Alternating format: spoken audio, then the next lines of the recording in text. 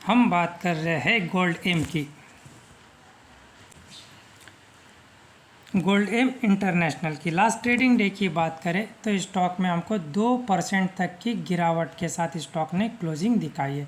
2% तक की गिरावट के साथ लगातार हम देख सकते हैं 194 के लेवल से स्टॉक में गिरावट आ रही है। गिरावट आई, एक जंप आया, अगेन गिरावट, लो ब्रेकडाउन, फिर से एक जंप, गिरावट, लो ब्रेकडाउन।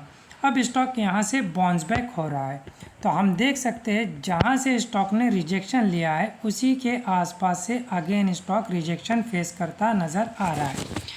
अब अगर यहाँ से हमको गोल्ड एम गिरावट दिखा जाता है तो नीचे की ओर 164 का जो लेवल है, जहाँ स्टॉक इससे पहले सपोर्ट लेता नज़र आया था, 164 का लेवल इमीडिएट सपोर्ट का रोल प्ले करेगा।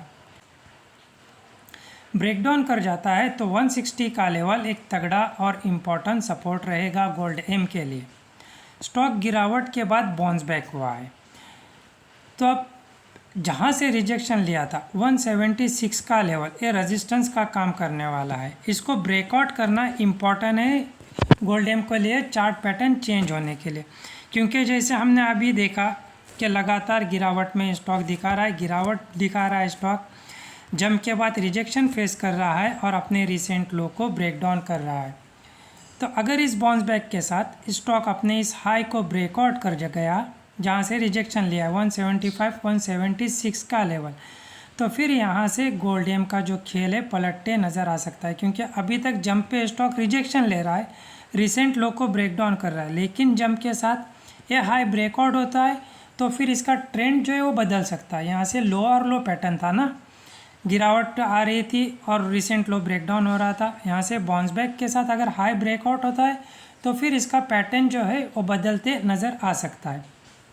तो अब अपना इमीडिएट टारगेट रहेगा 175 176 का लेवल। वैसे तो कमिंग ट्रेडिंग डे के लिए जहाँ से स्टॉक ने रिजेक्शन लिया है वो पहला टारगेट रहेगा। लास्ट ट्रेडिंग डे में जहाँ से रिजेक्शन दिखाया था 172 का लेवल, ये पहला टारगेट रहेगा कमिंग ट्रेडिंग डे के लिए। और इसको ब्रेकआउट कर गया तो 176 तक का जंप दिखा सकता है। इम्पॉर्टेंट है इसका ब्रेकआउट। 176 का लेवल ब्रेकआउट हो जाता है तो मेजर जो रेजिस्टेंस फेस करेगा 180 के लेवल पर। 180 का लेवल इसका तगड़ा रेजिस्टेंस रहने वाला है। इसीलिए दोस्तों इस रेंज के बिटवीन 175 से 180 के बिटवीन ज़रा फ्रेश बाइंग को अवॉइड करके चलना ठीक रहेगा। थोड़ा सा अपसाइड गया तब भी चल सकता है दोस्तों, लेकिन सेफ एंट्री के लिए 180 के ब्रेकआउट का इंतज़ार करना है। अगर स्टॉक इस लेवल को ब्रेकआउट देता है तो फिर वैसे कंडीशन में हाईली चांसेस बनते हैं 180 के ब्रेकआउट के।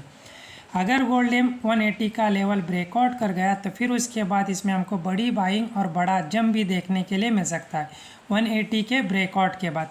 फिर वहाँ से हमको लगातार तेज़ी दिखाता नज़र आ सकता है।